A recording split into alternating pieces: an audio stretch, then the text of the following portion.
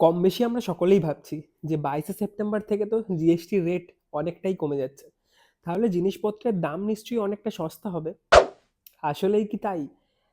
আমরা যারা business line বা এই মার্কেট লাইনে আছি, আমরা বুঝতে পারছি যে জিনিসপত্রের দাম কিন্তু কোনো অংশে কম হবে না। তার কারণ একটাই, কোম্পানির যে প্রোডাক্ট বা সার্ভিসগুলো আছে, সেই প্রোডাক্ট বা সার্ভিসের রেট কিন্তু তারা অলরেডি বাড়াতে শুরু করে দিয়েছে। যেমন ধরুন কোনো একটা প্রোডাক্ট, সেটা যদি ১০০ টাকায় বিক্রি হতো, কোম্পানি সেটার বেস প্রাইস বাড়িয়ে ১১০ টাকা করে দিয়েছে। ন্যাচারালি তার এমআরপিও বেড়ে গেছে। এর ফলে কি হলো, আগে যখন 18% জিএসটি ছিল, যে জিনিসটা ১০০ টাকা ভ্যালু ছিল, সেটা 18% জিএসটি লাগালে ১১৮ টাকা হয়।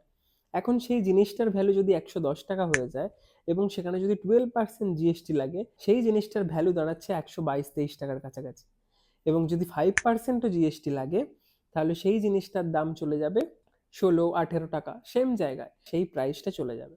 যেরকম ঊর্ধ্বমুখী জিনিসের দাম ছিল, সেরকম দামই কিন্তু থাকবে। এন্ড কনজিউমার যারা, তোমার আমার মতো যারা আমরা এন্ড কনজিউমার, আমাদের কাছে কিন্তু খুব একটা লাভবান কিছু হবে না এই জিএসটি রেট কাটের ফলে। তাহলে বলুন তো, আমার আপনার কি আদৌ কোনো লাভ হলো এই জিএসটি রেট কাটের ফলে?